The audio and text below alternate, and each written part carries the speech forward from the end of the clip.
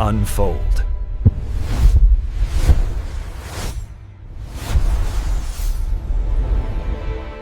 청취자분께 오늘 함께 살펴볼 자료를 소개해 드릴게요. 시니어 세대의 유산에 대한 생각을 근본부터 뒤흔드는 아주 흥미로운 교회관입니다. 뿌리 깊은 나무의 노래라는 제목의 다큐멘터리 제작 보고서인데요. 핵심 주장이 정말 도발적이에요. 우리가 보통 유산하면 떠오르는 아파트나 예금 같은 거 있잖아요. 그런 물질적인 것보다 할아버지 할머니가 들려주는 당신의 인생 이야기가 손주들에게 훨씬 더 강력하고 실질적인 자산이 될 수 있다는 거거든요. 그렇죠. 아니, 실패하고 고생했던 이야기가 어떻게 돈보다 더 큰 힘을 가질 수 있다는 걸까요? 이 보고서가 파고든 과학적, 심리학적 근거들이 정말 흥미롭습니다. 네, 이게 그냥 옛날 이야기가 좋아요 같은 뭐랄까 감정적인 주장이 아니라는 게 중요해요. 보고서는 에모리 대학의 저명한 심리학 연구부터 시작해서 발달 심리학의 거장 에릭슨의 이론, 심지어 유대인의 교육법까지 끌어와서 정말 다양한 근거를 모았네요. 네, 왜 이야기인가를 아주 집요하게 증명하려고 하거든요.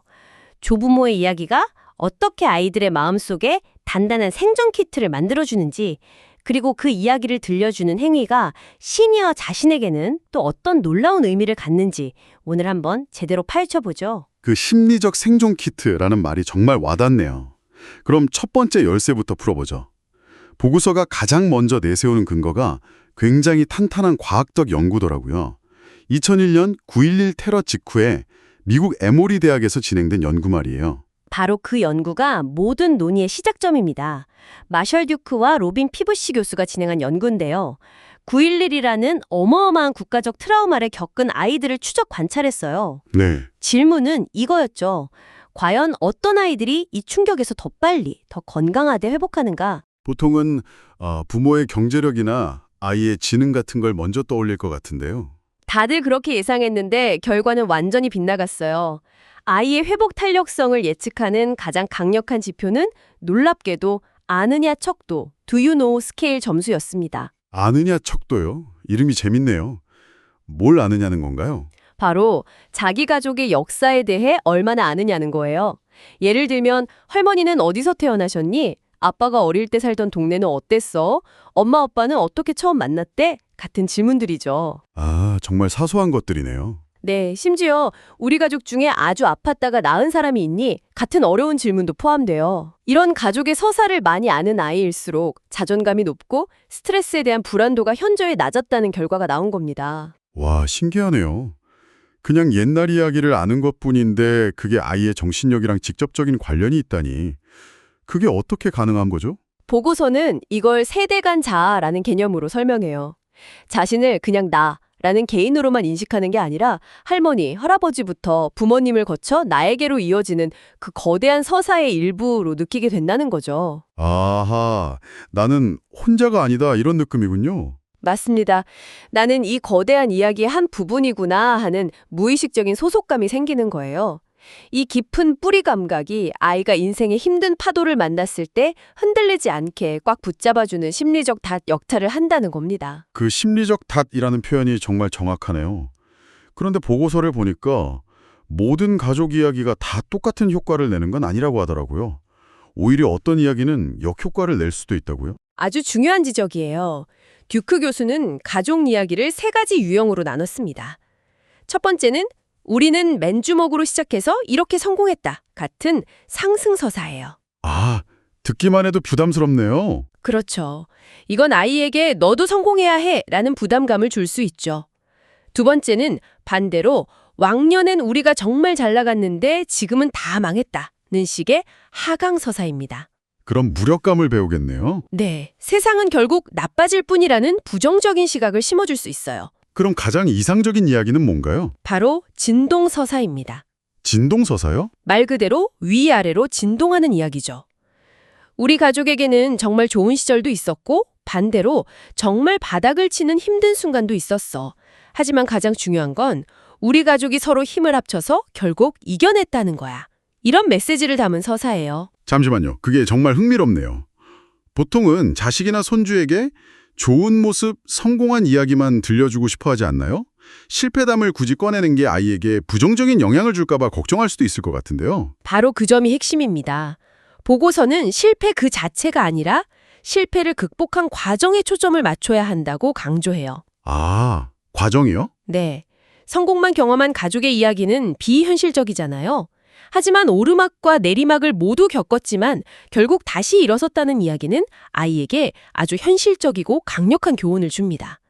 아, 인생이란 원래 힘든 일이 생기는 거구나. 하지만 우리 가족에겐 그걸 이겨낼 힘이 있구나.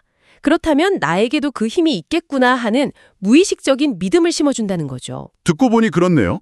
실패를 숨기는 게 아니라 극복의 증거로 보여주는 거군요. 맞아요. 그리고 보고서는 바로 한국의 시니어 세대가 살아온 삶 자체가 이 진동서사의 보고라고 말해요. 일제강점기, 6.25 전쟁, 찢어지는 보릿고개, IMF 외환 위기까지. 정말 롤러코스터 같은 현대사를 겪으셨죠? 네, 온 몸으로 통과해온 분들이잖아요.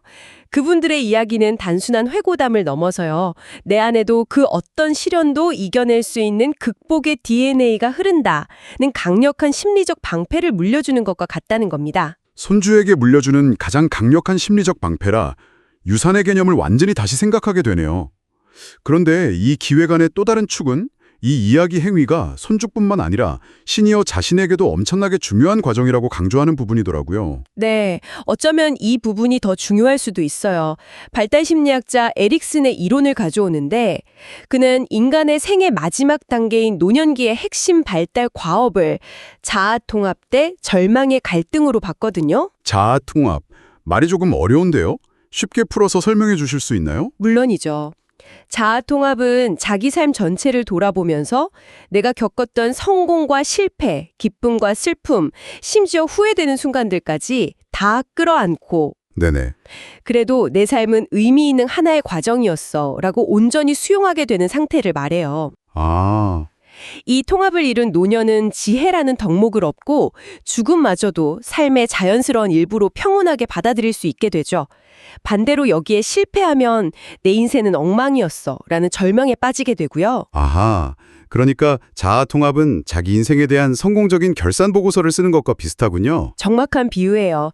그리고 바로 자기 인생 이야기를 정리해서 손주에게 들려주는 과정이 그 결산 보고서를 가장 자연스럽고 효과적으로 쓰는 방법이라는 겁니다. 흩어져 있던 과거의 기억 조각들을 하나로 꿰고 거기에 의미를 부여하는 과정에서 내 삶이 꽤 괜찮았구나, 가치 있었구나 하는 자존감을 회복하게 되는 거죠. 실제로 노년의 우울감을 완화하는데 아주 효과적이라고 알려져 있고요. 결국 손주를 위한 일이 곧 자기 자신을 치유하고 삶을 존엄하게 마무리하는 과정이 되는 거군요. 정말 멋진 선순환이네요. 그렇죠.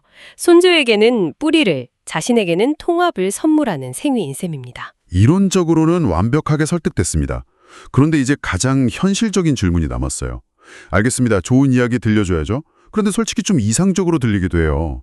할아버지가 나 때는 말이야 하고 운을 떼는 순간 요즘 아이들이 과연 귀를 기울일까요? 그렇죠. 바로 스마트폰만 들여다볼 것 같은데요. 이 꼰대의 잔소리와 지혜로운 이야기는 정말 종이 한 장 차이잖아요. 보고서도 바로 그 현실적인 어려움을 정면으로 다루고 있어요.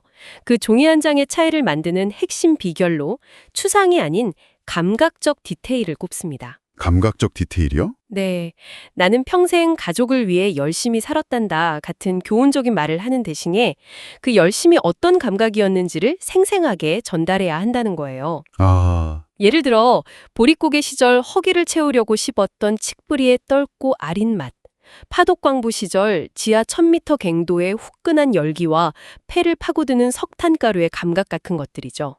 그러니까 힘들었다가 아니라 그 힘듦이 구체적으로 어떤 맛이었고 어떤 냄새였고 어떤 촉감이었는지를 이야기하라는 거군요. 바로 그거예요. 평화시장에서 일하던 누나가 졸음을 쫓으려고 삼켰던 각성제 타이밍의 쓴맛이라든지 추운 겨울 교실 난로 위에 올려둔 양은 도시락에서 피어오르던 구수한 누룽지 냄새 같은 것들. 그 장면이 그려지네요. 이런 생생한 디테일은 훈계가 아니라 요즘 세대가 열광하는 진정성 있는 컨텐츠로 다가갈 수 있다는 분석이에요. 소위 할메니얼 감성이라는 게 바로 이런 거잖아요. 가난을 전시하는 게 아니라 그 극한의 상황 속에서도 희망을 찾고 가족을 지켜냈던 회복 탄력성의 교본으로 이야기를 재구성하는 거죠. 라떼를 콘텐츠로 바꾸는 마법이 바로 그 디테일에 있었군요. 정말 중요한 팁이네요. 그럼 좋아요. 디테일을 살려서 이야기할 준비가 됐다고 칩시다. 근데 어색해서 무슨 말부터 꺼내야 할지 모를 수도 있잖아요. 보고서에 이런 대화를 자연스럽게 시작하고 기록으로 남길 구체적인 도구들도 나와 있던데 그게 아주 실용적이더라고요. 맞아요. 두 가지 아주 구체적인 도구를 제시하는데 첫 번째가 인생 질문 카드입니다. 질문 카드요. 어떤 질문들이 있는 건가요? 인생의 의미는 무엇인가? 이런 철학적인 질문은 아니겠죠? 전혀요. 오히려 아주 사소하고 구체적인 질문들이에요. 살면서 가장 무서웠던 순간은 언제였어요? 할머니가 처음으로 직접 해본 요리는 뭐였어요? 어렸을 때 가장 좋아했던 놀이는 뭐였나요? 같은 질문들이죠. 이런 가벼운 질문으로 시작하면 대화의 물꼬를 트기가 훨씬 수월하거든요. 그거 좋은 방법이네요. 거창하게 옛날 이야기 해주세요 하면 부담스러운데 카드 게임처럼 툭 던지면 자연스럽게 시작할 수 있겠어요. 근데 만약 내 첫 요리 기억 안 나? 이렇게 단답형으로 대답하시면 어떡하죠? 대화가 끊길 수도 있잖아요. 좋은 질문이에요. 그럴 땐 후속 질문이 중요해요. 기억 안 나세요? 그럼 주로 어머니가 해주신 음식 중에 뭐가 제일 맛있었어요? 그 음식은 언제 주로 먹었어요? 이렇게 꼬리 질문을 던지면서 구체적인 장면을 함께 그려나가는 거죠. 중요한 건 정답을 맞히는 게 아니라 그 질문을 계기로 기억의 서랍을 함께 여는 과정 자체니까요. 기억의 서랍을 함께 연다. 멋진 표현이네요. 또 다른 도구는 뭐였죠? 유산 편지라는 것도 있었던 것 같은데요. 네, 유산 편지, 레거시 레터입니다.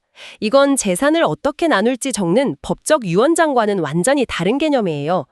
보고서는 이걸 윤리적 유언장, ethical will이라고 부르는데 돈이 아닌 가치관, 용서, 축복의 말을 담는 편지입니다. 윤리적 유언장이요? 네, 내가 살아보니 가장 후회되는 건 도전하지 않았던 것이란다. 너는 두려워 말고 마음껏 세상을 경험하렴이라든지 살면서 너에게 상처 줬던 일이 있다면 용서해다오 같은 삶의 교훈이나 마음을 전하는 거죠. 중요한 건 이걸 돌아가신 뒤에 발견하게 하는 게 아니라 생전에 가족들과 함께 읽고 공유하면서 세대 간의 오해를 풀고 더 깊이 이해하는 계기로 삼자는 거예요. 와, 윤리적 유언장이라니 재산을 물려주는 것보다 훨씬 더 깊은 의미가 담겨 있네요. 저도 저희 부모님께 한번 재현해보고 싶다는 생각이 드는데요. 결국 보고서는 우리 집 밥상머리를 유대인의 쉐마 교육처럼 만들고 경주 최부잣집이 유군이라는 가치관을 물려줬듯 우리 집만의 원칙을 세우는 것의 중요성을 이야기하는 거군요. 정합합니다.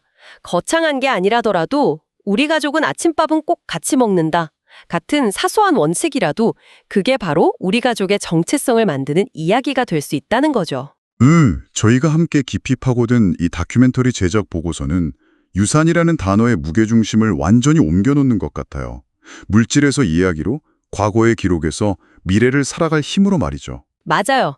조부모 세대의 주름진 얼굴과 투박한 손마디 하나하나가 사실은 한 사람의 인생이 담긴 한 권의 도서관과 같다는 존중의 시선이 담겨 있는 거죠.